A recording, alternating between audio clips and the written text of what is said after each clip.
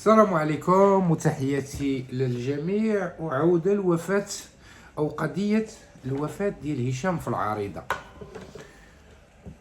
واحد الارتباك كيعيشو الشنوة ولا الشينوا كيف كيقولوا ليهم، ولا الشنوة ولا سميتو. هذا اللي ولا بطل مغوار على مواقع التواصل الاجتماعي، واحد التأييد كبير ديال الجزائريين. وهذا الفيديو غنديرو على جوج ديال المراحل، غندير المرحلة الأولى والمرحلة الثانية. وأنا لازلت مصرا ومتأكدا على أن عبد الله الشينوا وصوفيا بن لهم يد في وفاة هشام في العريضة. وكيخرج هشام البارح بواحد الفيديو كيقول لك أنه طلبوا منه ما يحضرش للجنازة. أنا غنسمعكم شنو قال الشينوا وغادي نرياجيو عليه، وغادي نوريكم واحد السيد اخر اللي هو من ذباب مواقع التواصل الاجتماعي ديال مخابرات عبله، واللي كيحاولوا انهم يلمعوا الصوره. نسمعوا الشينوا شنو قال ومن بعد غادي نرياجيو. خويا هشام يسمح لي، العائله ديالو تسمح لي اني ما نقدرش نكون حاضر خاوتي في الجنازه. امر فاتني بزاف. كنت في اتصالات مع القبيله كاع نصحتني، ما نكذبش عليكم ما خديتش برايهم. وصل الخبر للعائله، يعني وقف لي فيها الوالد، ربي يحفظه ان شاء الله وربي دابا هنا السي الشينوا كيفاش انك كتطلب من العائله والناس يسمحوا لك حيت ما غتحضرش، وكتقول ان القبيله رفضات الحضور ديالي ومنعتني من الحضور. وهنا كتقصد القبيله هي العائله ديال هشام. حتى هنا مزيان والامور واضحه. علاش كتطلب منهم السماح بعدم الحضور؟ وشنو هو الشيء اللي خلى ان هاد الناس يطلبوا منك عدم الحضور؟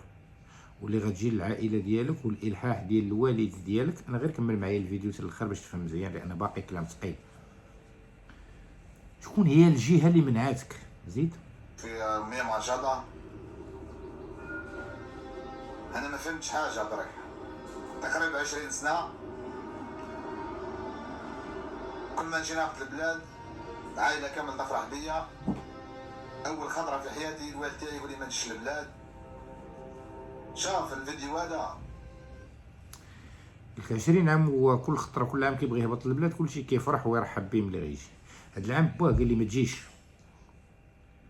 فهنا خصنا نطرحوا واحد السؤال: ما هي الاسباب اللي خلات هاد الناس يطلبوا من الشينوا انه ما يلتحقش بارض الوطن للحضور ديال هاد الجنازه؟ هو اللي لعب دور المفتش والمحقق كونان. وما تنساش الشينوا انك عندك فيديوهات كتقول للجمهور وللناس المتتبعين ديالك انك لم تلتقي قطا هشام في العريضه. وانا عندي صور وانت جنبا الى جنب مع هشام في السطاد وتحمل العلم الفلسطيني. وانا غنجاوب على هذا السؤال. غير نكمل الفيديو وانا غنجاوبك على الاسئله ديالك كامله والتساؤلات. ما نقدر نقول لك، ما نقدر نلوم حتى واحد، معليش. ما نجي نلوم الدوله تاعنا، ما نلوم السلطات. كاينه فئه صغيره عندها بوفوار. حسبي الله ونعم الوكيل فيكم. كيفاش ما تلوم الدوله، ما تلوم حتى شي واحد الفئه صغيره، حسبك الله ونعم الوكيل فيهم. وانا بغيت نسولك الشينوا سؤال: لماذا العائله ديال هشام لم تظهر في الميديا وترد على الاسئله؟ هذا استنتاج عريض خصنا نخرجوا به، ان العائله ديال هشام هي عائله مضطهده من طرف المخابرات الجزائريه في الجزائر، يعني ممنوعين من الكلام. وملي كتوصل الدوله انها تمنع يوتيوبرز من الحضور للجنازه، فسيكفي ان العائله كتعرف حقيقه الوفاه. وهذا هو السبب الرئيسي اللي خلاك ما تحضرش لهذه الجنازة. عائلة هشام تعلم جيدا أنك متورط في مقتل هشام، وربما أن هشام مخلي واحد الرسالة وأنه شعر خلي هذوك اللي مشدودين في الحبس، لأن أي مخابرات في العالم اللي كدير واحد الجريمة نكرة تقدم كبش فداء لإغلاق الملف، كيف ما وقع مع مسؤول الدبلوماسي ديالكم في القضية ديال الأمير ديزاد. فهنا أنا اللي بغيتك تقول لي وبغيتك تشرح لي هو علاش العائلة ديال هشام ما ظهروش في السوشيال ميديا. ما كنقصدش على خولي في السويد، كنهضر على عائلته اللي في الجزائر واللي 20 سنة هو ما زارش الجزائر. والمبرر ديال القاتل اللي بين يدي العدالة نساه،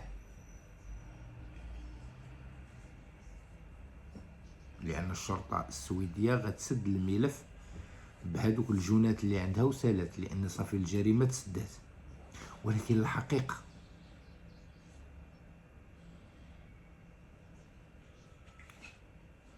ظهروا لنا خوتو، عائلتو، ولاد عمو، مو لا باقا في الحياة، لأن هادشي غادي تكشف مع الأيام الشينوا.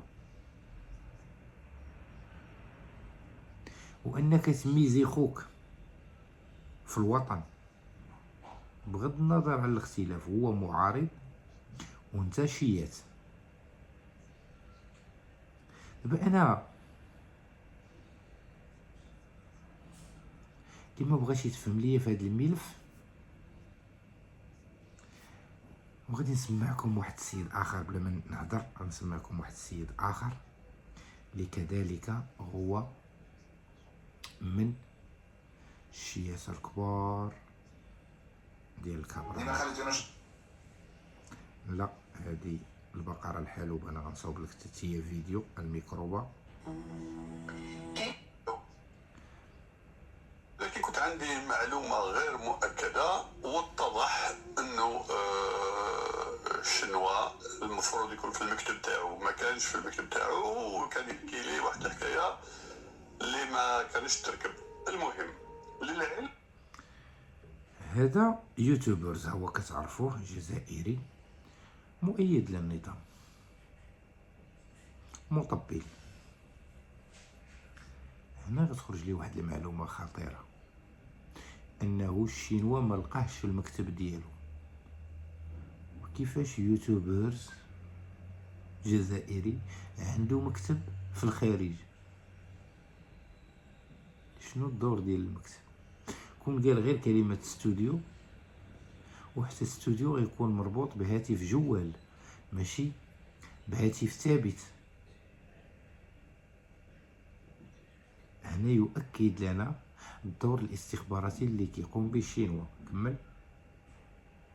انه عندها 3-4 ايام تكلمنا ساعات وساعات مع شنوا، وتكلم مع اغلبيه اعضاء القبيله على المشروع تاعو باش يدخل الجزائر باش يحضر الدفينه. كنا كلنا متفقين انه شنوا دار اكثر من الواجب، وهو مشكور على ذلك. هو تكلم مع الشينوا بالساعات، تكلم مع الشينوا بالساعات، تكلم مع الشينوا بالساعات، وتواصلوا مع العائلة باش يحضر الشينوا.